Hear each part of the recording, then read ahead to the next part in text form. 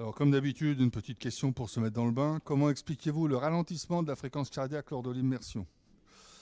On va répondre à la question. Je profite de ça pour vous parler des arcs réflexes, pour finir le système nerveux qu'on a commencé la dernière fois. L'afflux de sang va jouer aussi, mais il va jouer plus tardivement en fait. Dans un premier temps, vous mettez dans l'eau, il y a déjà ralentissement cardiaque. Pour ça, il faut qu'il y ait un mécanisme réflexe, c'est immédiat. Il n'y a aucune attente. Hein. Donc je vais vous parler de l'arc réflexe et des autres mouvements pour le situer évidemment, ça va aller vite. Le réflexe de plongée, donc on va parler des caractères de la bradycardie, on en a déjà vu un petit morceau, puis des facteurs qui l'influencent. Les grands types de circuits nerveux, donc on a le mouvement volontaire. Hein, vous avez un influx sensitif quelconque, vous voyez quelque chose, ou vous ressentez quelque chose sur la peau. L'influx va monter au cerveau, le cerveau l'analyse et il entame une action, une réaction donc, et puis donc il se passe quelque chose. Donc c'est ce qui nous permet d'avoir le mouvement qui va être adapté. Vous avez d'autre part, et ce qu'on fait surtout aux entraînements, ce qu'on appelle les mouvements automatiques. C'est ce que font par exemple les tennismen qui font toujours le même mouvement de service, qui prennent une canette, qui mettent à un endroit sur le terrain et qui tapent comme ça pendant des heures pour viser toujours au même endroit.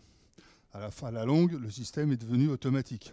Le système a créé des interconnexions entre les différents neurones qui font qu'il n'y a plus d'intervention de la conscience. Le mouvement reste volontaire quand même. C'est mémorisé, on peut le dire comme ça. Oui. Mais la conscience peut garder toujours un pouvoir de contrôle. Hein, c'est ce que je vous disais, donc c'est l'un des buts de l'entraînement. Et le troisième type de mouvement, c'est l'arc réflexe. Et là, on va voir ses caractéristiques après. Le principe, c'est que sur un stimulus, ici j'ai mis une petite aiguille, ça va ici suivre le neurone sensitif qui va venir dans la moelle, ça c'est une coupe de moelle, venir ici s'intercaler avec un neurone d'association, par une autre synapse, qui va directement entraîner une stimulation du neurone moteur qui suit, qui va donc être en relation avec le muscle qui est adapté, l'organe effecteur. Donc ici, qui va permettre de retirer, de réagir pour retirer la main de la piqûre en l'occurrence. Hein, si vous mettez votre main sur une plaque chauffante, c'est pareil. Il n'y a aucune intervention pour ça de la conscience. Ça se fait automatiquement. Ce qui n'empêche pas qu'ici, il y a un autre neurone qui va remonter vers le cerveau pour indiquer au cerveau que ça c'était pas bon. Hein, mais avant que vous ayez compris ce qui s'était passé, vous aurez déjà retiré votre main. C'est le principe de l'arc réflexe. C'est le plus simple, c'est le plus court, il n'est pas contrôlé par la volonté. Et forcément, donc le centre nerveux, évidemment, c'est la moelle épinière, donc il n'y a aucune intelligence. Et les réflexes, ils sont innés, c'est-à-dire qu'on les a à la naissance. Ils sont forcément coordonnés, sinon ça ne marcherait pas. Ils sont adaptés, c'est un petit peu la même chose, et ils sont inéluctables. Quoi que vous fassiez, vous ne pourrez pas retirer votre main, vous ne pourrez pas ne pas retirer votre main de la plaque chauffante.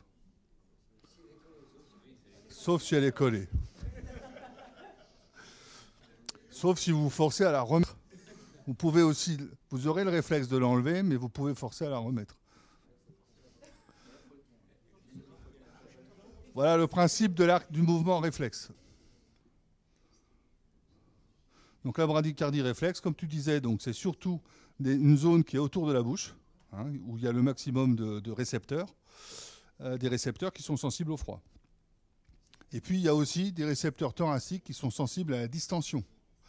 Quand vous augmentez comme ça, vous augmentez l'inspiration, à l'inspiration, vous avez un ralentissement de la fréquence cardiaque. Alors c'est plus ou moins sensible. Il y a des gens, quand on les examine à l'auscultation, chaque fois qu'ils inspirent, ça se ralentit, chaque fois qu'ils expirent, ça s'accélère. Hein, surtout chez les jeunes, mais on voit ça aussi chez les adultes. Cette bradycardie, elle s'accompagne d'une diminution des débits. Forcément, hein, le débit, c'est le produit du volume d'éjection systolique, de ce que chaque ventricule évacue à chaque contraction par la fréquence des contractions. Si vous diminuez la fréquence, vous diminuez le débit. En sachant que le volume d'éjection systolique ne bouge pas dans ces cas-là. Dans un premier temps en tout cas. Et donc pour maintenir la pression, puisqu'on diminue les débits, la pression artérielle, il va falloir qu'il y ait des ajustements circulatoires, des zones de vasoconstriction, des zones de vasodilatation. Donc la bradycardie, c'est ce qu'on appelle aussi le réflexe de plongée. C'est déclenché par l'immersion de la face. c'est aggravé ou augmenté par le froid,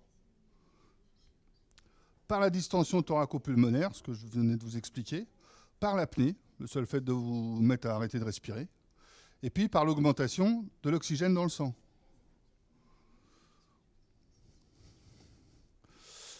Les débits sanguins ne vont pas être diminués, de préférence au niveau du cerveau, du cœur et des poumons. C'est une chance. Par contre, partout ailleurs, c'est le cas. Cette bradycardie, elle intervient immédiatement, dès les premières secondes de l'immersion. C'est un réflexe, hein, donc on n'a pas le temps d'attendre. Et elle est maximum au bout de 20 secondes. Les premières secondes, donc il y a le stress, l'effort. Si vous avez une tachycardie qui vient contrebalancer cette bradycardie au départ, c'est parce que vous êtes peut-être sensible au stress, parce que vous avez fait un effort, ou parce que l'eau est froide. Elle va diminuer donc cette bradycardie. D'abord, elle est maximum. Elle peut être contrebalancée par une tachycardie réflexe de départ. Elle est d'abord maximum, et puis elle va finir par s'estomper. Et en fait, elle doit se terminer, cette bradycardie, à la reprise inspiratoire quand vous sortez de l'eau.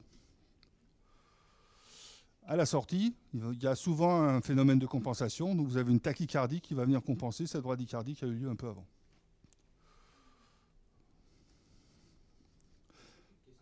Oui. Donc moi, je n'ai pas d'explication à fournir là, de raison physiologique à expirer en fin d'apnée. Pour moi, c'est plutôt une hérésie. Voilà. Donc, je disais, l'intensité de la bradycardie, elle est variable d'un sujet à l'autre. Elle est plutôt moins importante chez le jeune et chez le jeune stressé ou vagotonique. Voilà. Voilà. La vagotonie, c'est le nerf vague, c'est le parasympathique. Le nerf vague fait partie du système parasympathique. C'est même le seul. Et donc, la vagotonie, c'est-à-dire c'est la stimulation du parasympathique qui diminue à mesure qu'on vieillit. Donc l'entraînement va permettre d'augmenter la bradycardie ainsi que sa durée dans le temps. La bradycardie, c'est intéressant pour pouvoir maintenir une apnée longtemps. La température, on a dit, c'est un facteur important. Plus l'eau est froide, plus vous allez être bradycarde à ce moment-là. Le travail musculaire, lui, par contre, ne va que très peu modifier cette bradycardie, puisqu'en fait, en apnée, le muscle travaille en vasoconstriction. Donc, les déchets ne vont pas être tout de suite libérés dans le sang. Et enfin, le problème de cette bradycardie-là, c'est que si on ajoute à ça le blood shift lié à l'immersion, qui est un afflux de sang au niveau cardiaque, ça peut entraîner très fréquemment des troubles du rythme. Vous ralentissez votre cœur de manière artificielle, enfin un réflexe en tout cas, vous lui amenez plus de sang à déplacer, donc il va se ralentir aussi. Il n'est pas habitué, il n'aime pas ça. Il risque de donner des troubles de réagir en se désynchronisant un petit peu. D'où l'intérêt de ce que j'ai appelé la VMA, qui n'est ici pas la vitesse maximum aérobie, c'est la visite médicale d'aptitude. Le débit cardiaque, donc, il diminue au cours des épisodes de la bradycardie. Bon, on l'a vu tout à l'heure. Hein, cette diminution, ce que je disais, est uniquement due au fait du ralentissement de la fréquence cardiaque. La vasoconstriction qui a lieu en même temps que cette bradycardie, donc en apnée, elle intéresse surtout les artérioles, les grosses artères. Elle porte sur la peau et les muscles, ça on l'a vu. Donc le muscle, lui, du coup, va fonctionner ici en anaérobiose, sans oxygène.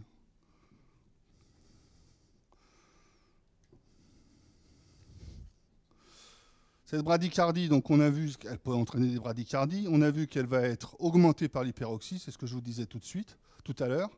Elle va être contrebalancée par l'augmentation de la température, par l'augmentation du gaz carbonique dans le sang, par l'exercice musculaire. Et de l'autre côté, le réflexe d'immersion, c'est le réflexe d'immersion qui est à l'origine de la bradycardie.